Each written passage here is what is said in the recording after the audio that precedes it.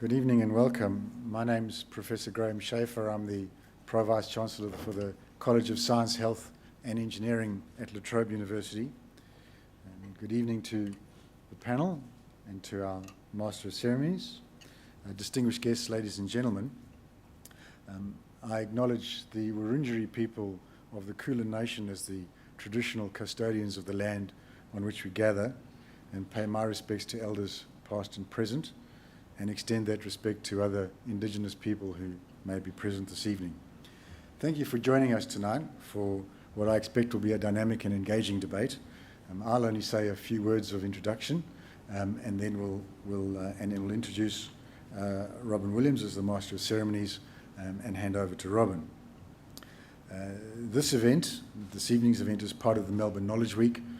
We'd like to extend our welcome to our event partners and the City of Melbourne here this evening. Now, I know that I'm pleased to see many people here, and I know the budget starts in about half an hour, so we do have some competition tonight. I guess in terms of the budget, the one thing that I'm intrigued with that's maybe relevant to this audience is that some of the pre-budget speculation has talked about the reintroduction of the low-income superannuation contribution scheme, which was introduced by a previous government, which is aimed at addressing the superannuation gender gap, which is the gender pay gap multiplied by 30. So it's an extension of the gender pay gap, and hopefully the government this evening will do something about redressing that issue. But tonight's not about the budget, tonight's about science and women in science, and I'm pleased to say that the university and the college has a very strong commitment to supporting women in science. That's illustrated in part by our panel this evening, who I'm very proud to have as members of the university.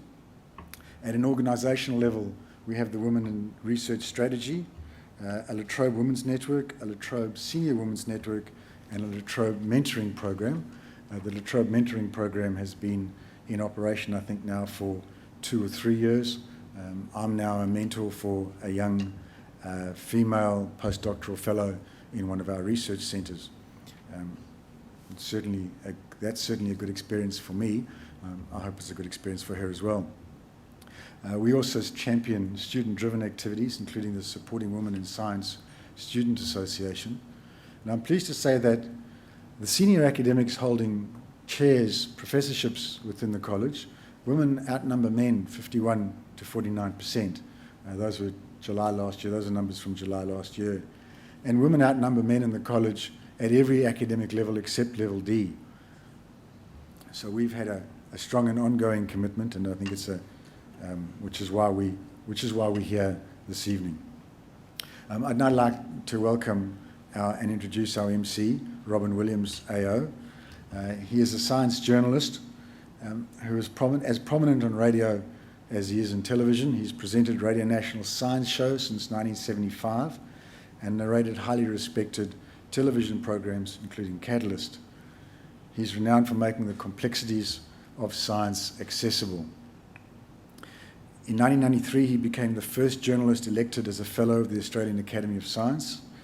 In 1998, he received honorary doctorates in science from the universities of Sydney, Macquarie and Deakin, and that same year he was appointed as AO in the 1998 Australian Bicentenary Honours List.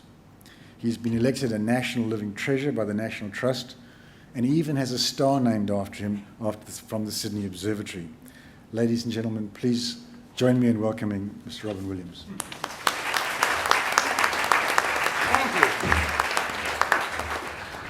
Thank you. When I was walking here wearing my headphones, I was listening to the prequel for the budget. And I don't know who it was, the Treasurer, maybe, or one of them, a shouty man, was mentioning Lisa Harvey-Smith's work on massive black holes. He wasn't celebrating science. He was talking about something to do with the Labour Party policy. However, Lisa Harvey-Smith is an example of one of the heroes I have, because she's in charge not only of discovering super black holes, but also the square kilometre array. And her hobby is running a marathon a day. She crossed the Simpson Desert in 6 days. And the problem I have to some extent, as we might discuss later tonight, is whether you have too many superheroes and whether that puts off some people coming up. I think it doesn't. I think having Lisa Harvey-Smith there is far better as a superhero than not. We're going to be talking tonight about some of those aspects, and we're also going to be looking for people to connect via the hashtags for the event, the hashtags on the holding screen, to join in via social media. I've just written a book about my experience broadcasting science, as you heard, radio and television and all those other media we have. And one of the chapters is about the emergence of women in science, especially in this country, which is one of the most exciting things I have seen in my career. And it's also been somewhat paradoxical, because if you look at the ways in which women have not been preeminent in academia until quite recently, you wonder what the organisers of science in this country were thinking about. Because when you have, one of the main arguments for having women in science is they're so bloody good at it. The evidence is absolutely overwhelming. Secondly, if you have most of the wealth of the nation, say 40% to 60% of it, depending on which nation it is, obviously. My figures come from Imperial College in London, Jonathan Haskell, the economist. If you do not invest in half your brain power, you're wasting half of your wealth. Aren't you interested in wealth, Treasurer? Progress has been fast in recent times.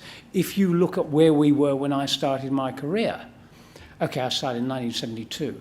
In 1968, the University of Sydney appointed its first female professor, actually Leonie Kramer, in English or Australian literature. 1968, in this country, in this town. University of Melbourne, first professor, Priscilla Kincaid-Smith, in 1975. That's last Tuesday, for me anyway. What were you waiting for? And her work was absolutely spectacular. And until quite recently, there were only 11 women who'd won a Nobel Prize in science. The figures are a bit difficult to understand because of those 11 people, one had won twice, and a third of the Nobel Prizes were in one family, of course, the Curies. And since then, the numbers have changed completely. And finally, in my experience, what's happening now, despite the fact that senior jobs have gone from 17% of women in science down to 16% this year, we're stalled or going backwards. Nonetheless, the younger women are soaring ahead. It's often an embarrassment for me as a judge doing things like the 3-minute thesis competition, trying to find a young man out of the finalists of 90% women. It's great listening to them, but sometimes you wonder if the sheer achievement of the young women is leaving the others behind too dramatically. Let me introduce our speakers.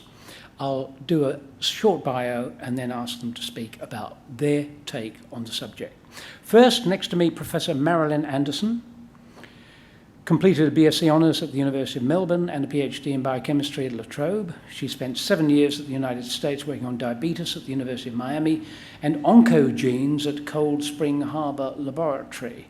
She returned to Australia in 1982 to establish a molecular biology group at the newly established Plant Cell Biology Research Centre of the University of Melbourne. In 1995, she moved to the Department of Biochemistry at La Trobe. Marilyn, your take on women in science.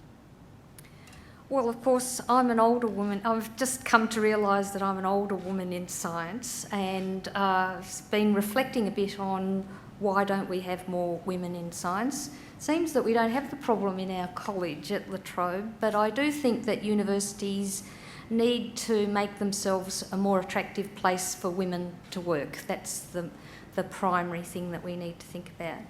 While we are worrying about getting more women to level D and level E positions, I think we shouldn't focus entirely on women who've been successful and who are currently at level E and feel they can talk about it. I think we really need to focus on mid-career women and making sure that they get through that bottleneck so that they will actually apply for level D and level E positions. I'm currently on an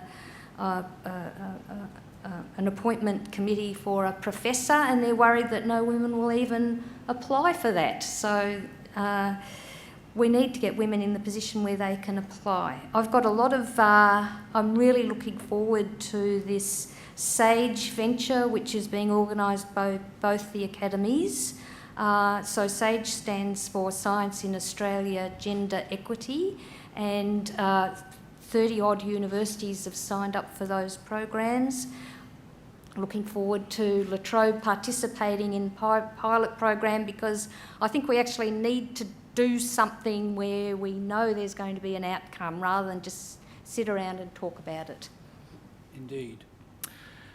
In fact, at the National Press Club about 3 weeks ago, a number of women spoke about this subject. Emma Johnston from the University of New South Wales, who, as I blinked, suddenly became a Pro-Vice-Chancellor from a professor. She was the person who gave me the figures about the drop to 16%. She was talking about the postdoc problem of doing 2 years here, 2 years there, 2 years somewhere else, just when you might be thinking of a family. Changing that rigid career structure might be one of the ways forward. Next, Professor Weni Rahayu.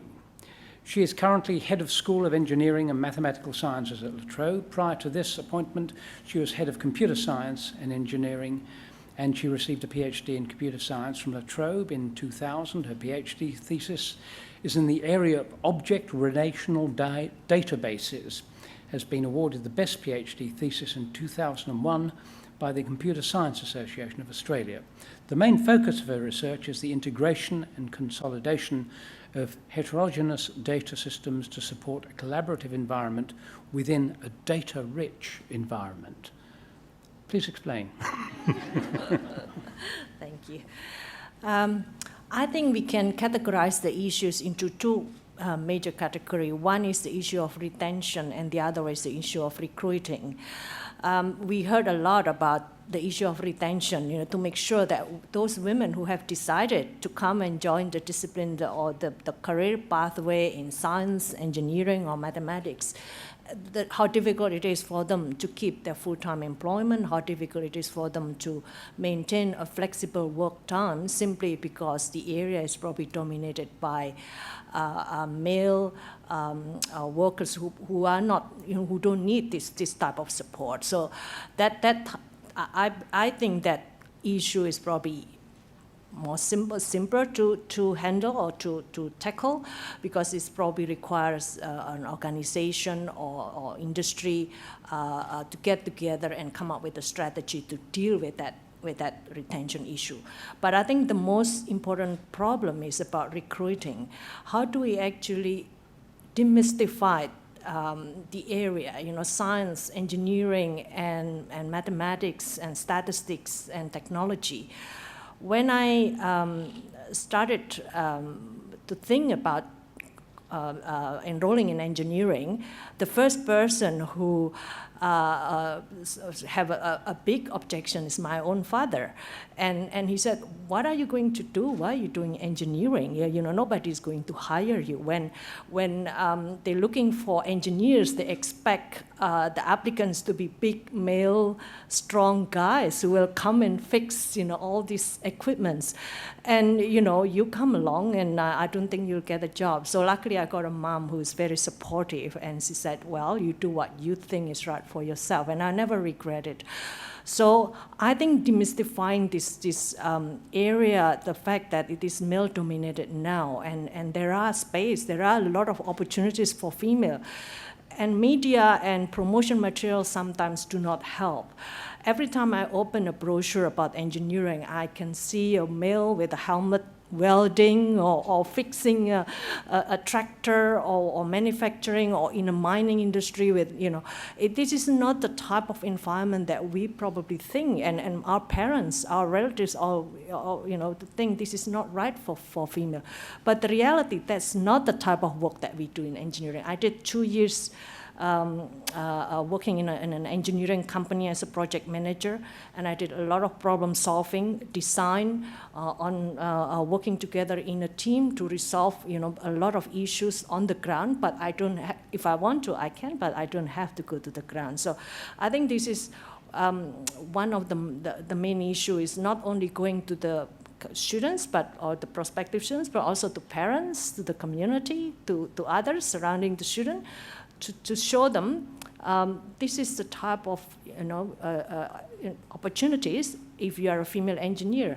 And at La Trobe, for example, we try to invite female engineers to come and simply meet with the student. They're not necessarily the top managers or the top leader within the company, but they give an idea to the students. This is the kind of opportunities that they will get. So, Wendy, that's very interesting because there's a lot of work going on, and La Trobe is doing it as well, of having undergraduates actually go to corporations to be there as part of a term or part of a year. And so you're joining the real world, if you like, beyond the cliche of the 19th century images that you described just now. There's some discussion, it's so old-fashioned in Australia. Dig up the coal, burn it. All those tractors going around. This is so much old hat. Whereas if you go into a firm, you often find people working with very sophisticated material which you can hold in your hand. Would you like to see more visiting corporations early on? Yeah. So it is something that we think is very important now. We embed capabilities in innovation, in management, in teamwork, in communication. And the way we, more and more in our universities, not just La Trobe, we try to design the courses to be as flexible as possible so that students can come and do other courses alongside the basic STEM degrees.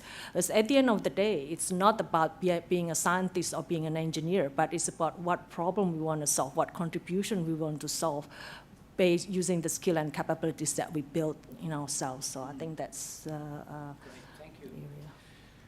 Dr. Misty Jenkins is a medical research scientist and lab head at Walter and Eliza Hall Institute of Medical Research, the Wahai, to her friends. She's an NHMRC fellow who researches in the area of immunology and cell biology and understanding how immune cells kill cancers. In addition to her research career, Misty is involved in various programs aimed at increasing young people's enthusiasm for science and education, particularly Indigenous students. She's the ambassador for the POCH. Is that right? POCH? Poach, like poaching an egg. POCH. Yeah. Like poaching an egg. For Indigenous Health, serves on the board of the National Centre for Indigenous Genomics and consults for the Aurora Project. God, you're busy. Which set up the Charles Perkins Scholarships for Indigenous students who attended Oxford and Cambridge universities, and the Aspiration Initiative, which supports and inspires Indigenous students to excel at their university studies. She's been a Fellow of the University of Cambridge, was awarded the L'Oreal for Women in Science Fellowship, was the 2012 National Association Research Fellow, Investigator of the Year, and was the 2015 Tall Poppy of the Year for Victoria. Misty is a descendant of the, you must pronounce this, Gujitjamara people in Western Victoria, please. Thank you, Robin. That was a very overly generous introduction. Look, first of all, why do we even care, really, about the issue? And, of course, it's because we want women to participate in STEM. We need the diversity in STEM, and I think we bring a fresh and a different perspective. I think we've come a long way. We've come a long way, certainly, since my mum was at school, come a long way in a generation, but I think we have a long way to go. Where do we start? We start by listening to women. I can't tell you how many times I've been sitting around a table and been the only woman at a table and say, oh, we could do this experiment, and that get talked over by men, and then 5 minutes later the senior male says, oh, we should do this experiment. Oh, that's a great idea. I'm sure I'm not alone. I'm seeing smiles and nods, so I think you'll know what I'm talking about. So I think there's a mentoring. So there's a lot of ways, a lot of things we can do, and I won't have time to cover it all in a few minutes. So maybe we can come back to it later. But I think sort of mentoring is definitely one. There's a whole body of literature around the fact that women don't put themselves forward for things. we're the last ones to put ourselves forward for a promotion. We need to be doing 100%, 110% of that next level up before we even think about applying, whereas blokes sort of do 60% and they're like, yeah, I'll give it a crack. So we need to be mentoring women coming through the ranks to help them with the confidence to put themselves forward, to take the next step and be leaders in STEM. And of course, we won't get equality in our workplaces until we get it in our homes. I do not know how single parents do it. I'm lucky I've got a supportive partner. We have a small child, but he does as much, many of the pickups and drop-offs as I do. And without that, a career and, having my career would be very difficult. So, we certainly need more initiatives to bridge paternity as well as maternity initiatives and programs. Things like going to conferences and all those sort of tick boxes exercises that you need for your CV to make you competitive for fellowships, applying for grants. We need funding for conference cover, all that sort of stuff, which will probably flesh out as the night goes on. And there is also, of course, does absolutely exist, and there's a whole body of literature around the unconscious bias that really still does exist, unfortunately, among our senior ranks in terms of hiring and also promotion recruitment. So, look, there's just some of the things, and I'm sure there'll be plenty more to flesh out as we go along, but by way of introduction, I'll leave it there. Thanks, Rob. Leslie, why do you get talked over by men? I mean, why does it happen? I happen to watch... You sound surprised. Well, no, I'm not surprised. I just think it's dangerous. I actually landed from France yesterday, which is why I'm still slightly flaky. One of the films I saw sitting in my seat was The Big Short, how those men created the great financial crisis in 2008. Not one woman among them, and again, all those shouty men. I think they're dangerous. Don't you? I do, and I think I think there's a lot of ego in what you do, and I think we, as scientists, and certainly from the biological sciences, you're constantly putting yourself out there. You have to have a pretty thick skin. You're constantly putting your ideas out there, your papers out for peer review, and so you cop a lot of criticism, and so you have to be a kind of it pays, the system pays for you to be a strong individual. I think it's sort of, the system's sort of positioned that way. And so, and I get a little bit of imposter syndrome, and I'm sort of sitting in a room with all these amazing people who I think are incredible, and incredibly bright, and intelligent and smart and inspiring, and I get a bit overwhelmed, and I sort of think, oh, well, what could I possibly add to this conversation? And I think that's something that we as women really need to deal with and get over. Indeed. Where I work, we tell the men to shut up. Thank you. Finally, Alana Montagnier. She's a Bachelor of Science, Master of Nanotechnology at La Trobe, recently reached the semi-finals of the Australian Women's Weekly Women of the Future Scholarship Awards. She's been recognised for her passion for science and research aimed at improving the lives of those with cancer. She's currently working to develop a small device to monitor and remotely detect toxins in the blood of cancer sufferers. She has endeavours to complete a PhD or internship to further her research into cancer. Please, from your point of view. Thanks, Robin. Talking about imposter syndrome, I come here from a very fresh perspective. So I'm a recent graduate, and listening to all these wonderful introductions with these wonderful ladies that are sitting beside me, I feel quite meek and humbled by the account, these wonderful things that they've achieved. But I'm here mainly to try and look at how I would have liked to be helped in my endeavours to follow my scientific career and just to start that scientific career off. And I think that everything I really want to say has been said. I think we do need to look not only at helping women stay in science, which is a huge problem. After the 30-year age, women do tend to plateau and they kind of don't get to the point where they stick it out enough to be able to really prosper in the scientific industry. But I think what we need to focus on quite significantly at a very early stage, and I'm talking not just graduate level, but high school level, at a really young age, we need to get this idea going that you do need to ask, you need to put yourself out there. It's not okay to expect that a promotion will come to you and you can sit at your desk and do your work really well and they will see that. And, the people around you will see that and go, you deserve a promotion now. You need to go out there, you need to publish your papers and be open to criticism, and you need to put yourself out there and say, I deserve this. And that's something that I find I wasn't really exposed to often enough, and the women sitting beside me have just developed their careers through being able to do that. And I think that's something we need to get out there, that is the number one way women can really focus on bettering themselves, like not even focusing on everyone else, but just bettering yourself in your pursuits scientifically by figuring out that, yes, I can go and ask. It is okay for me to go up to, a successful female in my department or that I know or that I've seen and go, can you mentor me? Do you have advice for me? What could you tell me to do that you think might help me be you, in 10, 20, 30 years' time to get to where you are, because that's what I want to do. And I think that focus is something that will help just draw out these women who know what they want to do and have the passion to do it, but are not quite confident enough to get there and to get themselves there without relying on someone else. Interesting.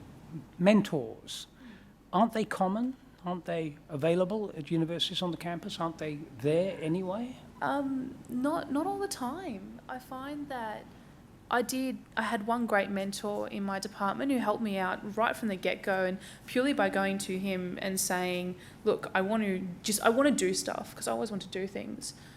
So what can you suggest that I can do so that I can improve? I want to do more than just sit in a lecture and listen to stuff. I want to be able to go and get some hands-on experience. And that was purely because I went up to him and begged him to give me something that I could, kind of feed this intense interest on. But most of the people around me know. Most of the people around me, not only do they not have many women to look up to and go to, or, but a lot of the academics I found were quite reserved and weren't people that you could easily approach and say, hi, can we sit down just for an hour? Can I get you a coffee and we can talk about how I could improve myself or where I could go? So it's theoretically something that I'm sure is quite prominent at La Trobe, but not something that is practically applied as often as we'd like. Mary, do you want to say? Talking about mentoring, I think it's hard to organise it formally, but actually senior academics love it when the young people they're teaching appear interested in the class. We get really excited and we like to talk and mentor. So I think we do need to go out there and talk to people more.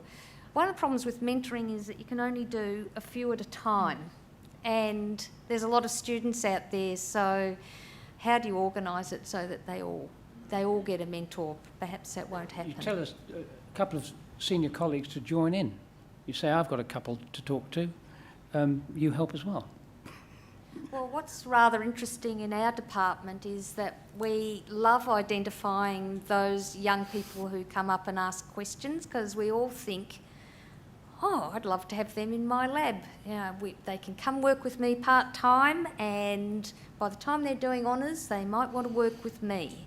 So I think you'll find the academics are quite keen to encourage students to chat with them about what they do. And the doors are always open, I think. I agree. I think people are generally very generous with their time. I know that, when I sort of wrote a letter to, at the time, the only living Nobel Prize winner in the Southern Hemisphere, because I thought I'd aim high. And when he phoned me 2 hours later and said, fancy a coffee, I just about fell off my chair, because, Peter Doherty was like my science rock god. Yeah. And that's what I say to all the students as well when you're looking for a mentor. But I think, some of these sort of formal, I sort of agree, some of these formal mentoring programs, have sort of a hit and miss rate, because I think it isn't just a matter of being matched with a mentor and matched with a mentee. It's a very personal process, and it's a two-way street. There's a mentor, you end up being mentored by your mentee sometimes, and you have to have a rapport. Mentoring is all about having an active interest in the career development of your mentee. And so, you know, that doesn't just come naturally. You can't just pick someone off the street or someone in the institute and say, yeah, okay, I'll be a mentor. You have to actually have a connection. So, you know, if you are looking for a mentor, it's about identifying people, having a coffee with them, seeing sort of what fits, and then who's going to sort of have your best And interests being at bold, because, you know, Suzanne Corey, you mentioned Nobel Prize winners, she wanted to go to Cambridge, and here she was in Melbourne. So she wrote off to Francis Crick. Did she expect a reply? Well, she got one. Next thing she knows, she's doing a PhD under Crick and Sanger with 2 Nobel Prizes, so that's 3 Nobel Prizes between 2 blokes. I mean, you try and you do it. And one other thing which I find really interesting, you all enjoyed the science show I broadcast last Saturday, didn't you? Well, it's called The Two Brians, Brian Greene from Columbia and Brian Schmidt from the ANU. He's now Vice-Chancellor. Do you realise he was turned down by the ANU 3 times? He was about to become a teacher, quite happily, give up a science career. He's got a Nobel Prize now. He discovered about the fate of the universe. He's the most famous person in the country, maybe in physics, and he was turned down 3 times by the ANU. He kept going. He wasn't put off somehow. And the other thing he mentioned, well, I actually mentioned the program, which comes under the heading of support from your colleagues. He was asked to summarise for the Academy of Science 2 years ago, when the 60th anniversary of the Academy of Science, the achievements in astronomy. Each person gave their own particular field. He was in charge of astronomy, and he told the story of Ruby Scott Payne, who is one of the greatest astronomers this country has ever known, except they've never heard of her now, unless they listened to last week's program. And she developed interferometry, clearly Nobel Prize stuff, except in her day, you weren't allowed to be married and have a senior job. So when they saw she was pregnant, they fired her. And the point is, as Brian Schmidt was telling this story, he burst into tears in front of all these academicians, and they gave him a standing ovation. People back women in science at the highest level, and that should not be forgotten. Well, Mr. You mentioned a number of things that we could do. Give us an example of a couple of other things you have in mind about what can be done to support women in science. Yeah, absolutely. I mean, I could sit here and whinge all night, but we're here for solutions, aren't we? What do we do? And I think there's a lot of things we could do, and there's a lot of low-hanging fruit. I mean, you know, the first sort of thing I know when we go to our directors of institutes and sort of go, we're here to talk to you about the Gender Equity Committee, and you can see their eyes sort of glaze over and go, how much? But it's not just about money. There's lots of other things I think we can do as well. But actually don't even have a list in front of me, so I'm just going off the top of my head here. But okay, so look, I think we can't have this conversation really without at least acknowledging when women have families, because it does tend to be the kind of big, it's not the only issue, certainly, it's not the only issue at all, and this issue affects men and women as well, but it is a major issue because it seems to be, and I know that the institution that I just came from had 12% of their leaders were women, which is quite embarrassing, really, and the issue isn't at the PhD level or the postdoc level where we see equal representation. It's that sort of level B to C transition that the women are just not being represented. And the reasons for that are because it's just really, really hard to have a family and continue to work as an academic. Now, certainly in the biological sciences, when you're still doing wet lab experiments, there's only so much work you can do at home. So we certainly need more flexible working hours, and I think across a lot of the major medical research institutes in Melbourne now, we have done that. We've implemented family-friendly policies, so no meeting times can occur outside sort of 9:30 and 4:30 to allow people to drop kids off to school and the like. Good paternity leave, again, because this involves men. Men are part of the solution. Things like, as I said, all those sort of tick box exercises for your CV that you need. It's really important to show that you have national and international peer recognition on your CV when you're going for promotion to senior levels. And so how do you show that? By being invited to present at international conferences and the like. Now, that happened to me when I had a small child and I was unable to go. So I think the NH and MRC are getting better at recognising success relative to opportunity, but we need to get better at it and provide avenues for those women and men who are in that position to be able to go should they choose to go. There are some schemes set up. Some Look, from Britain. they- ANU's got one that's been going for 2 years. It's not common practice though, No. you know, and it's not common practice. And simple things like if you are running a lab and you know, as I am, and you take time out, you know, you might take a period of maternity leave, for example, or not even just maternity, you might be looking for an elderly parent, or all these things that women tend to do more of the bulk of in the home, which they shouldn't, that's the other issue, but anyway. I've lost my train of thought now, is that providing initiatives and programs to make that transition easier. For example, things like just simple as good teleconferencing facilities in your institutions, providing easy platforms for you to still take part in meetings and, you know, meeting with your students and collaborating. Yeah, I'm on the board at the University of Queensland, and a woman has just had, quite a young woman, has just had a baby who was actually breastfeeding on screen, which brought the board a whole different flavour. So at my institution, that we have programs where if you get invited to a conference, they will pay for someone to go with you and take your small child. So, for example, if you're breastfeeding, you can go to that conference and you can present. Emma Johnson's suggestion that the postdoc routine of 2 years here, 2 years there, 2 years somewhere else gets changed because it's not necessary to do it just like that. Yeah. Would that be an idea? Yeah, absolutely. And I think, you know, it's also this idea of, you know, judging someone's success, right? So how do you do that? And I think, you know, there are different, you know, you have to look at that through a different lens for a number of reasons. The current model of how we judge success doesn't necessarily pick up the best of the best. And I think a lot of excellent women fall through the cracks. Wendy, what do you think of some of those ideas? I think I did my degree in engineering, but then I I did my PhD in computer science.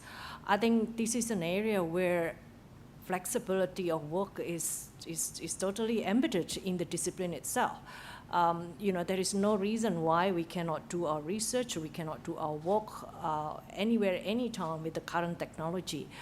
And I think this is something that as an organization or a discipline probably should come up with some policies or some strategies how to support those who probably need flexible hours through technology, through the use of technology. And it's probably part of our own research. If we are female in computer science, it's probably part of our research to investigate this. You know, what are the technology that is suitable to support people who wants to have more flexible career in this area. And I think that's already happening now. A lot of startup companies in this ICT domain, for example, are managed by women, and simply because that's, you know, a flexible working hour and they can manage it all online. They don't even need to go and sit somewhere to do it.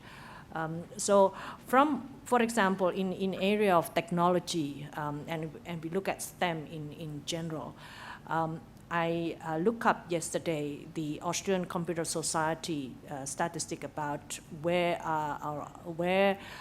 do our ICT graduates actually work placement for them during the last few years, and only 10% are actually working in a software, hardware, network-related companies. You know, those companies who are really technical and developing software.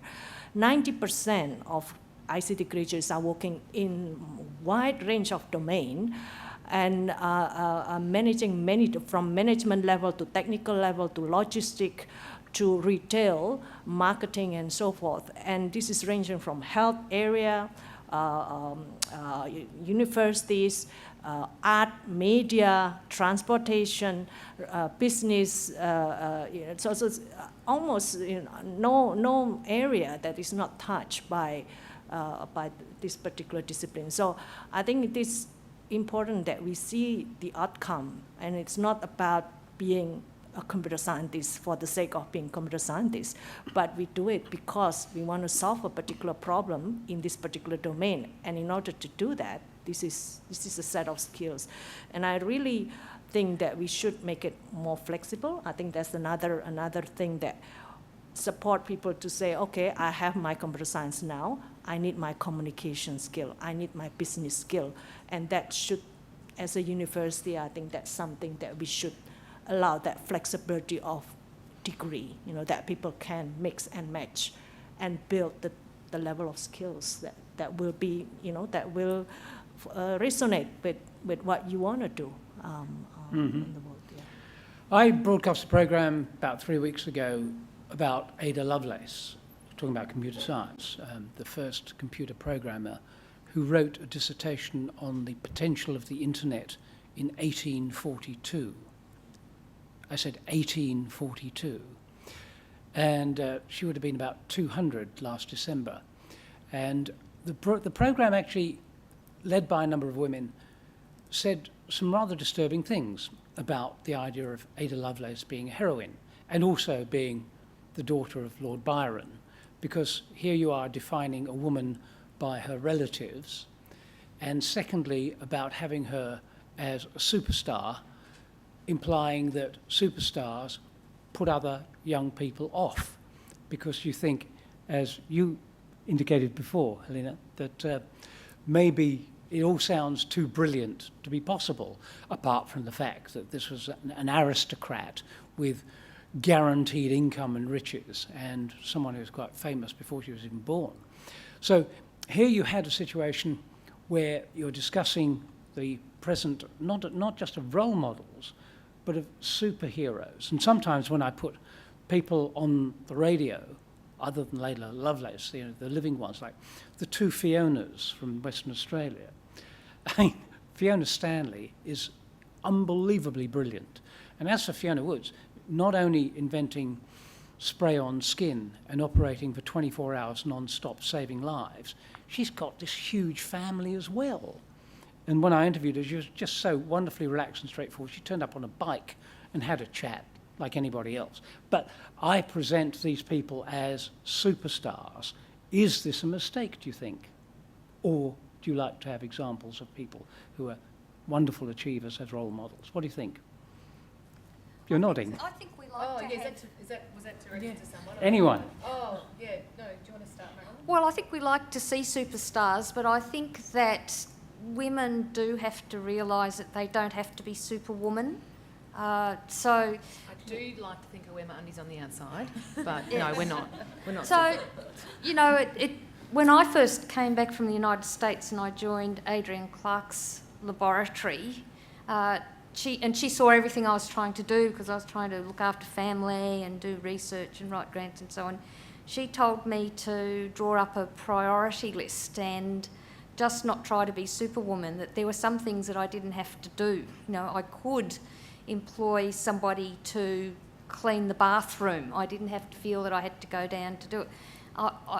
Now, looking back at it, I think it's rather amazing that somebody had to tell me that I didn't have to keep a perfect house, have wonderfully balanced children, manage the career, be attractive, try and keep fit. So, look, there are superwomen there, but I think it might be that they do get help as well. Of course. And but I'd be interested to know later on when we talk how many of the younger people in the audience here don't think to ask for help when they need it.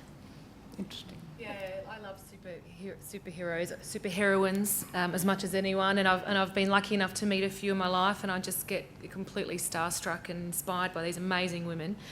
But when you do take off the cape and you break it down and you have a cuppa or a glass of wine, they're just women, and their mothers and their grandparents and their sisters and their friends, and they're amazing scientists as well. And, you know, and so there's just normal, approachable people. And I think, you know, one of the most dangerous, I went to a conference, an international conference once, and of course squeezed into the lunchtime session was the Women in Science, because it's always a bit of an afterthought, isn't it?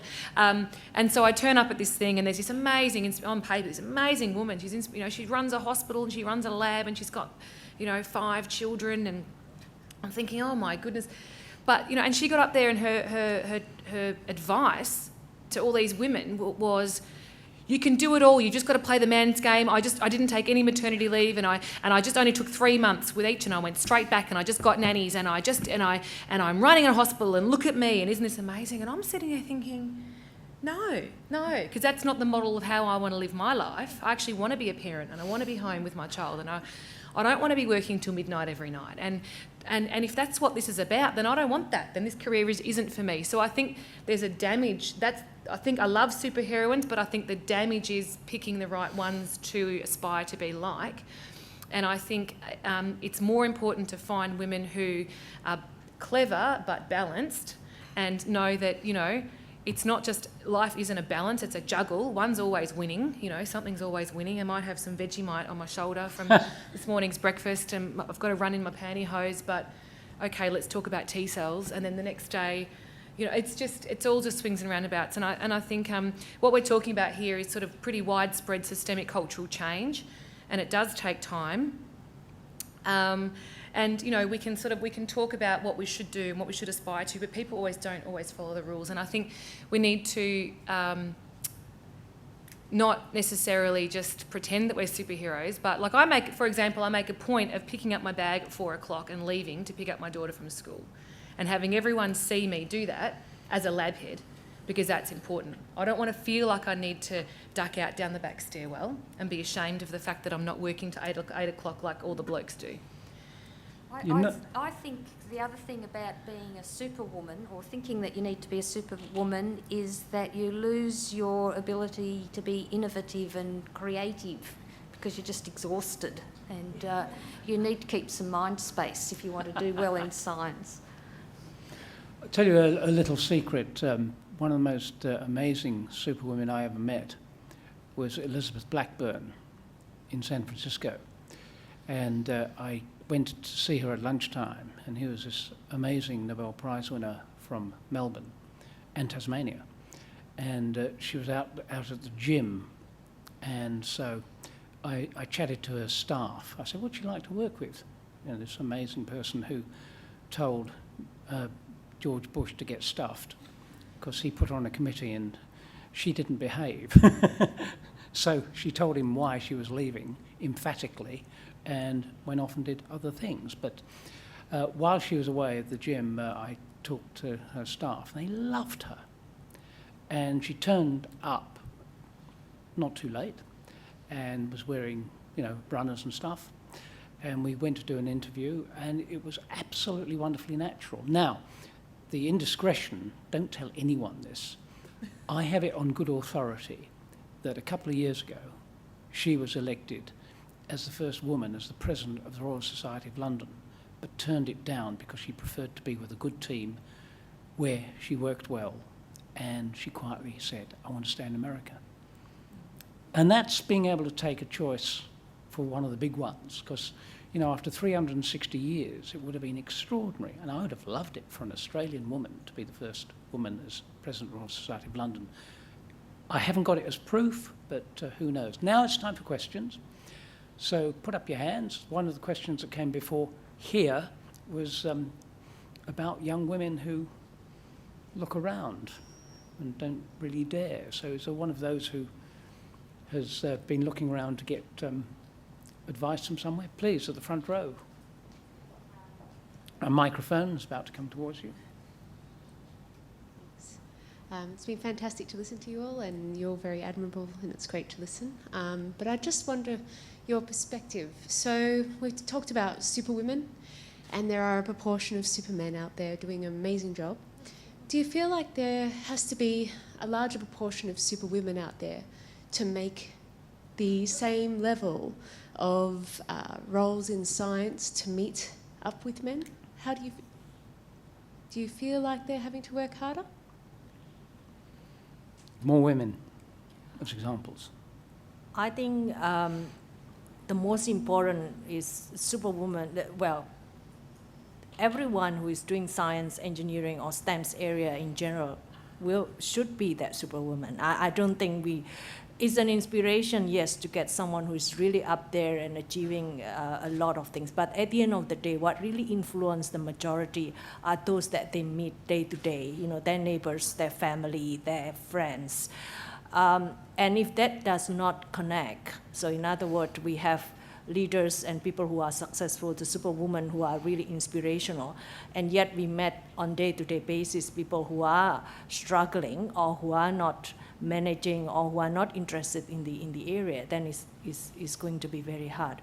So I think it's anyone who is interested and is pursuing career in science, in technology, in mathematics, in engineering, I think they are the superhero. They are the ambassadors to others, to their family, and they probably need to find a space where it is comfortable for them to declare, yes, I'm an engineer now, or I'm a mathematician, and I'm a successful female mathematician, and I think that's where the message will get around much faster. Lana, I think it's also important to move the mic recognise- towards you.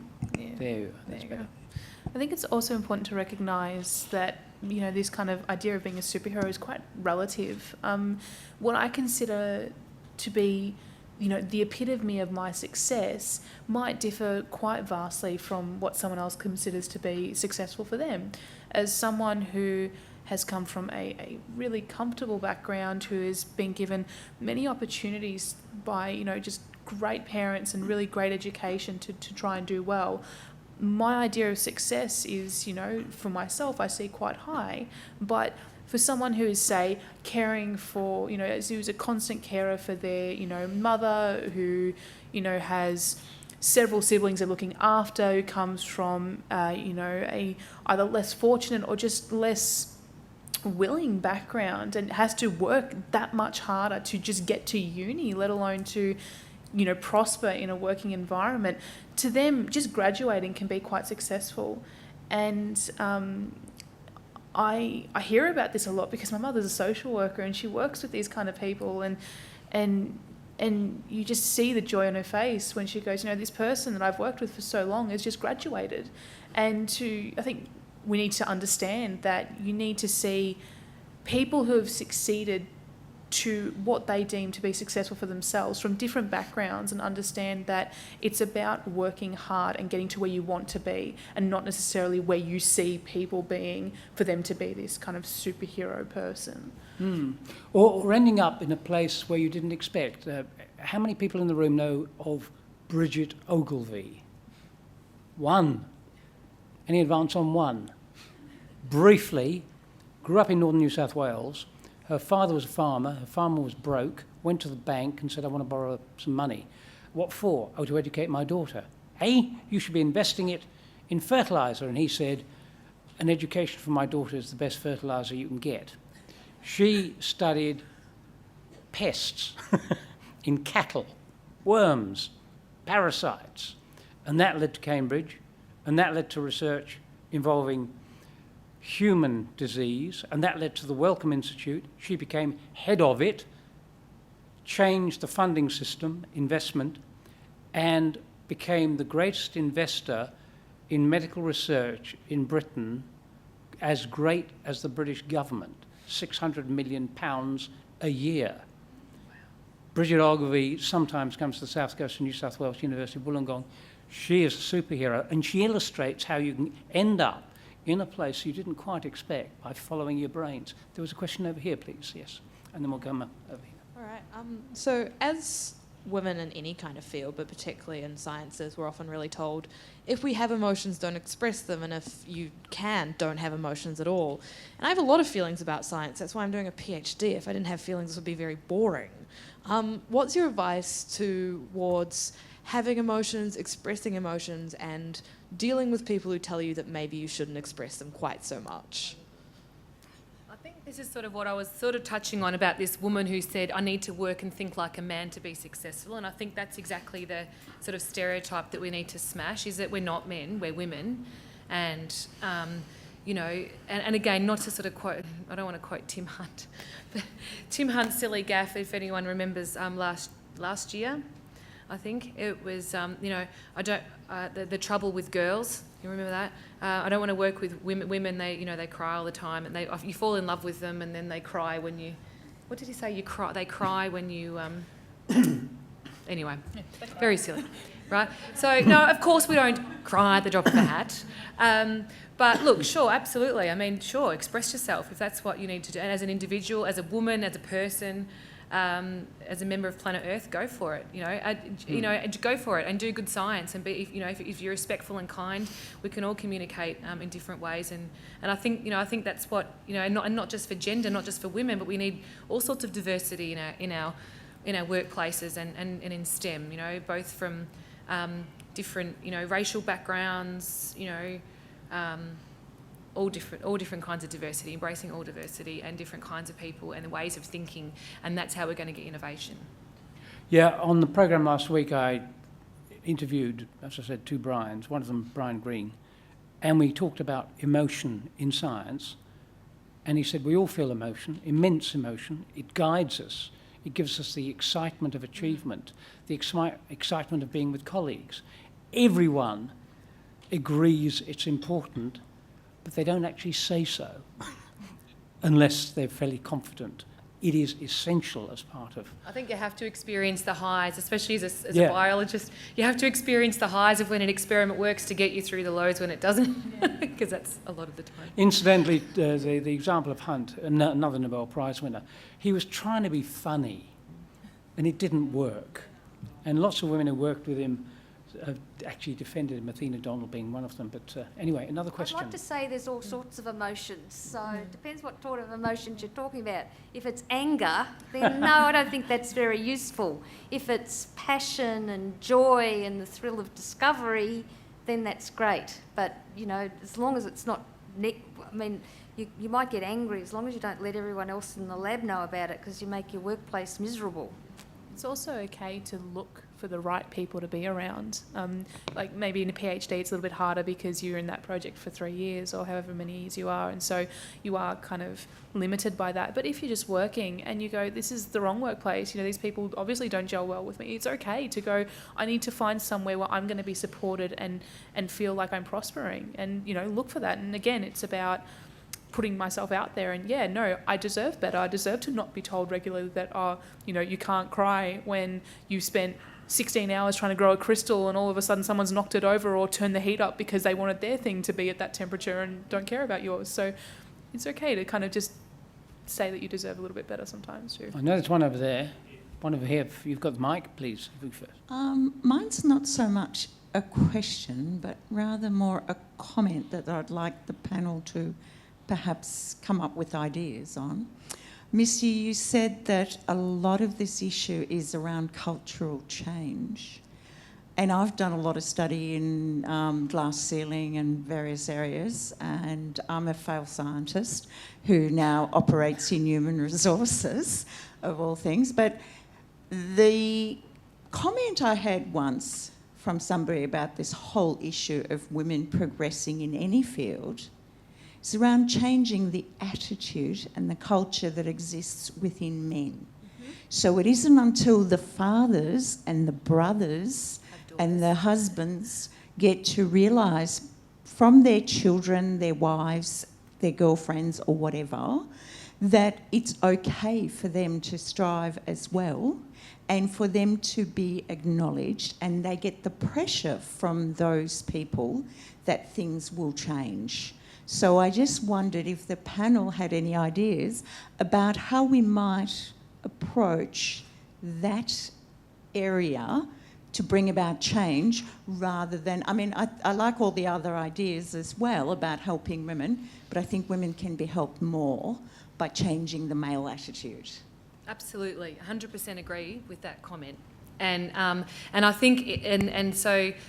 I can tell you, I have sat around a table and I have heard a senior male colleague say basically that women just aren't as intelligent as men. I have heard that come out of a person's mouth in post the year 2000. So look, unfortunately, there are a certain proportion of senior males in STEM that still are resistant with their own biases. Now, how do we address that and how do we change that? I think sort of certainly some of it comes from the unconscious bias training that I was referring to earlier. Some men, and I'm saying this with experience, and I have people in mind, don't think that there is a problem, you know, and so that they're doing things and they're saying things that aren't promoting equality and diversity, and may even be deemed offensive, but that would be the last thing that they would want to do. It's not their intention. It's so, it's in their subconscious that they're not even aware of it. So I think, what can we do? We respectfully highlight it. We point it out when it happens. We train our managers to identify this sort of behaviour as well. We train them in terms of recruitment processes. And I think a great analogy was just being that sort of the elephant pushing on the house. You know, this sort of constant pushing. It's the only way you're going to get cultural change. The elephant's not going to push over the house, but eventually it's going to creak and crush.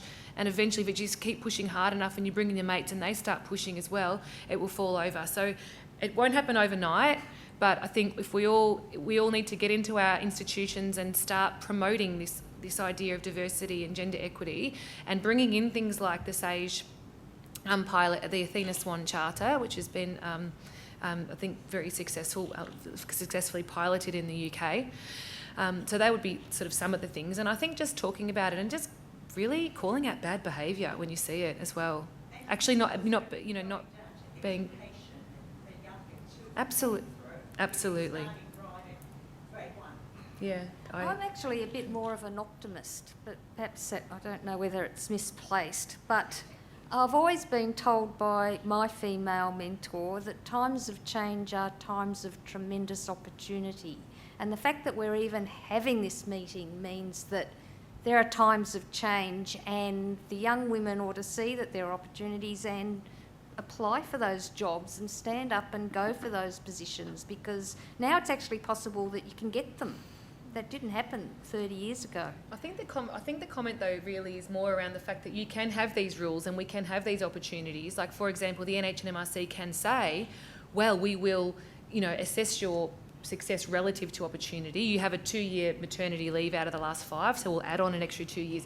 We can have these rules and policies, but at the end of the day, it's the senior people sitting around that table making the decision with their own subconscious bias. And it doesn't matter what the rules are, that sometimes they are still going out the window. But I never heard of subconscious bias, and I have to say I feel a bit ashamed until about 2 weeks ago. Unconscious bias. It was a new term for me. I've actually now read a bit about it and read a few articles and thought, oh yes, now I understand it's that. It's really well documented in the literature. It's now well documented. Yeah.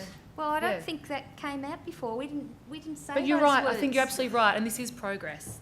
And as you said, now we can catch people out, because now I know to say to my male colleagues, oh, well, that's an example of unconscious bias, but I didn't even know about it 2 weeks ago. I mean, women are to blame too, right? Because we need to educate ourselves. I think that women can sometimes be their own worst enemy in these situations. I think that the least support I've gotten was from other women in similar positions to me, and that I think we need to also tell women that it's okay to support other women.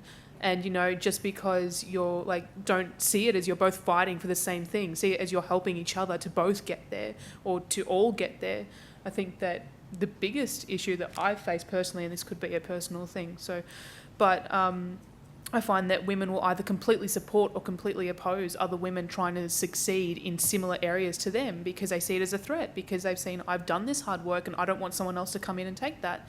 And I think it's important to see that if you want support from others, and if you know that that support is vital to you succeeding, you need to give that back. And I think alongside this critical thing of explaining to everyone that there is this subconscious bias that we have, and we don't even realise we're having, it's also important to tell other women that it is okay to support women. It is okay to both succeed and to encourage you all to succeed rather than just say, I need to succeed and no one else. Question over there, and then we'll come over here. Thanks very much for putting yourself out there and having this discussion, because that takes courage in itself. I'm really curious about the competitive advantage that women offer when they're in leadership roles. So looking at La Trobe with Adrienne Clark and looking at other universities that have women at the top, how much do you think it changes women coming through the ranks of academia in having the confidence to put themselves forward? And do you think, as we see in ASX-listed companies, the presence of women demonstrates better financial performance? Do you think the same will be said for academia as industry? I think if Well, I've already had that conversation with Robin tonight, because I said that's one thing universities need to understand, that once we have this gender equity, that we're likely to do better as a university. It's not just numbers. We actually, as women, want to show that when we work together with men and the numbers are more equal, the university will perform better, both in research and teaching, especially teaching. I mean, bearing in mind that, women have input to give, and women have, their intellect as well. And if we're cutting out, 50% of the population, or say if, one woman gets in every 5, then a little bit less, but you're not having your best brains at the top. And I think that's the important thing, is that you want the best people, regardless of what gender they are. And if women are feeling that they can't get there, then some of those best brains aren't getting to the positions they need to be at to make those really critical impacts. There's So we no just need doubt, the right however, the people. potential is there. The Yeah. brains are there. There's no question that in every field women can achieve That's it. the highest level. I think the evidence is overwhelming. There's another one over here. Yes, please. Hi, can you hear me okay? Okay, you go, and then down here. Hi, I'm a masochist. I spent 2 years at TAFE under the Abbott government trying to get my diploma in laboratory technology. It's a really small bit before you go on and do this amazing career. Anyway, do you have any advice for mature age women who are in their 40s who do this small diploma as a step into getting into science, and how would it work? Well, you can follow your TAFE. Well, I think all of us have to keep educating ourselves. So I think the good thing about TAFE is it's a step to the next thing that you might like to do. First of all, you have to decide what you'd like to do. But if you like studying, then perhaps you should sign up and think about a degree. I think there are a lot of opportunities now available in the university in terms of flexibility, and in terms of, as I mentioned, mixing and matching degrees or capabilities, skills required for the type of profession that we see ourselves into.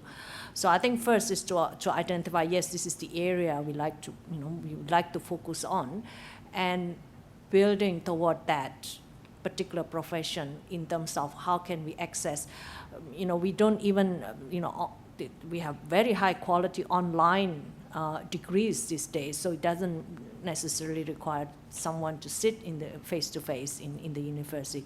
And there are a lot of other short courses, there are a lot of other industry performance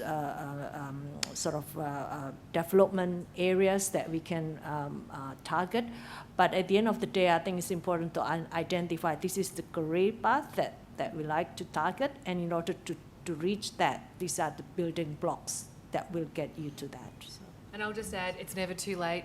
My mum quit her job as a shoe salesman and went back to university at the age of 40 as a mature, and is now a nurse, and she's awesome. And I just think it's never too late. I think it's some really amazing people who go widely documented who started careers really late in life. So if you're passionate, you find something you're interested in, then go for it. Could we have 5 more minutes just for the questions here? And then we'll have drinks. Please. Sure. And then there's one here. Given that this Athena Swan has been rolled out in the UK since 2005, and I was actually a member of a student training there for my Masters and PhD at one of the first departments to get a gold award, I've come back to Australia to start my own lab in 2011, and I'm finding I'm having these sort of Groundhog Day, occurrences, and it's getting a bit Kafkaesque, I can't tell you. But do you think that we'll be able to move forward faster with the SAGE pilot than the sort of glacial speed that the Athena Swan is engendering change in the UK? I do, because I think we don't have to reinvent the wheel. There's a fabulous model already set up and working in the UK. So let's jump on board, and we are. So we've got the pilot here, I think, which is at 30 institutions have signed up. More than 30. Yeah, and and the great thing is, like, so take for example, Melbourne, or is La Trobe? Yes. La Trobe, yeah, okay, great. And so, they will not be able to administer NHMRC funding if they do not pass the Athena Swan Charter. So they will have to. They absolutely have to, in a public way. And a part of that process is publicly stating what their gender equity initiatives are. And I think, so that's really going to force institutions' hands to actually take this seriously, whether they like it or not. Okay, let's move on very quickly, please. I've got a quick comment or question, mainly for Marilyn and for the Academy of Sciences, picking up on what Robin was speaking about the mid-career issue with rolling 2-year contracts, and I actually think that's quite generous. I was only really offered 1-year contracts. But that the Academy is often pushing government for more PhD scholarships and that, but actually if there could be more funding put into the mid-career sections, then we could be getting more women coming through to level D and level E. I think they're dropping out well before there. If you look at seminars, and this is a bit different, say, to Wenny's area where maybe recruitment is more important.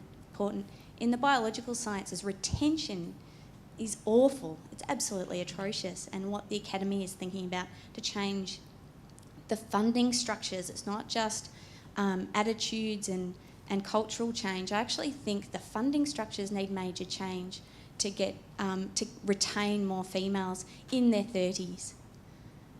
Comment.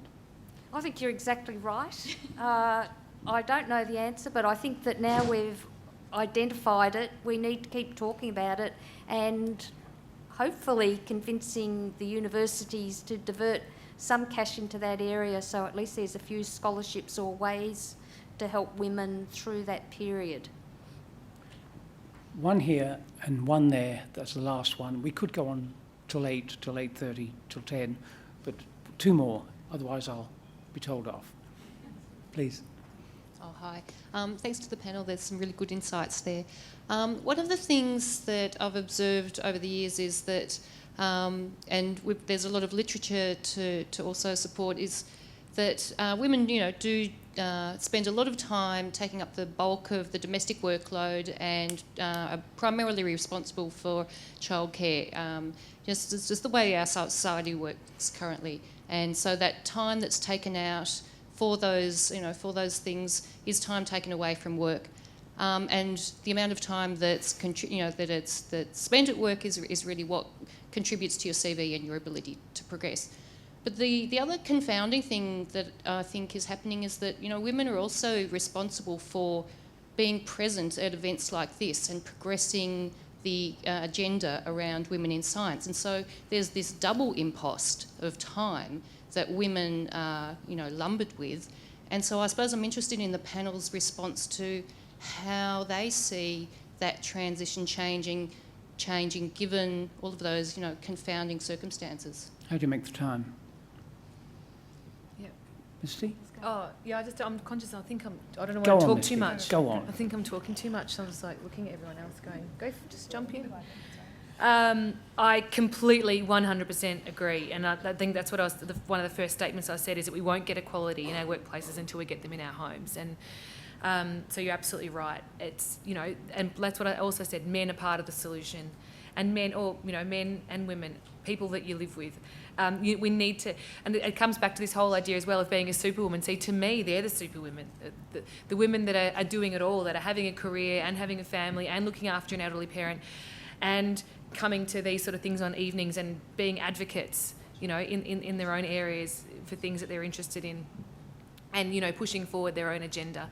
They're the super women, and, you know, how do we support them to make it happen? Well, exactly like, hopefully the next time we have an event like this, there's an option to bring your kids, and there's a, you know, there's someone, I'm just going to say it, La Trobe, you know, if you're going to have a gender equity event, maybe think about having someone who, you know, you can book a childcare spot.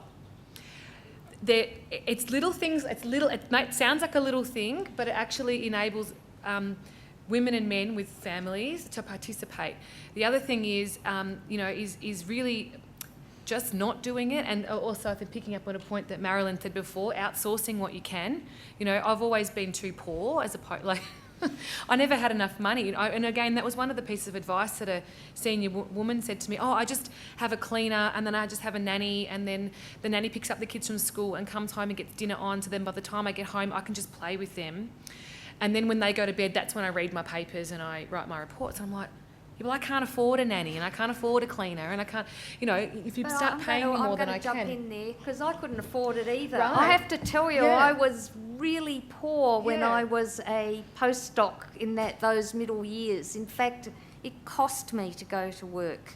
It would have been cheaper if I stayed at home, but I thought it was an investment in my career. Lots of money, Now what I think should happen is that institutes should help support women at that time so that they can help outsource. Yep.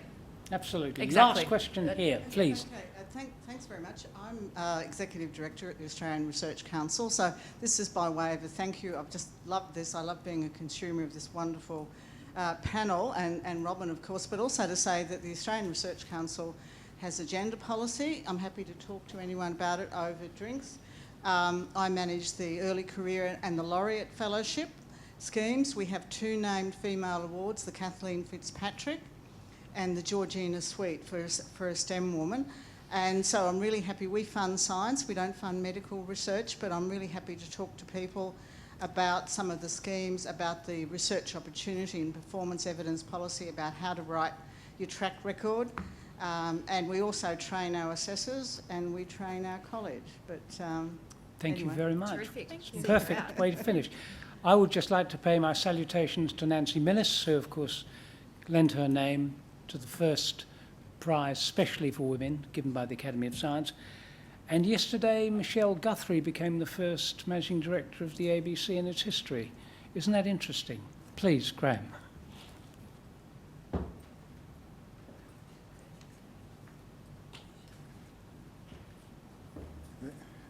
Thank you, Robin. I must say, from the university perspective, I am really pleased to be able to have hosted an event like this to discuss these issues. They are absolutely critical, not just for the university, but for the community and indeed for the country. Diversity in all its forms, and particularly gender equity, is absolutely critical if we as a nation are going to develop and advance and take advantage of the whole community. And not just half of it. I learned a lot this evening. I must say I have agreed with the comment that I think the problem for women is men and our biases. They're not all, unfortunately, unconscious. And it's a critical thing for you to educate us on what we need to do. I was really intrigued with some of the suggestions that were made and the suggestion near the end about how organisations like ours, like the university, can help women returning to work after and with families, and how we can support women with families and with young families through those transition years, I think is absolutely critical. So let me thank the panel, Marilyn, Weni, Ilana, Misty, and of course Robin for chairing it. And you, the audience, if I can thank you for your participation tonight. I'd also like to thank the City of Melbourne for giving us the opportunity to be part of the Melbourne Knowledge Week. If I can ask you now, please to join us for canapes and drinks outside. Thank you very much.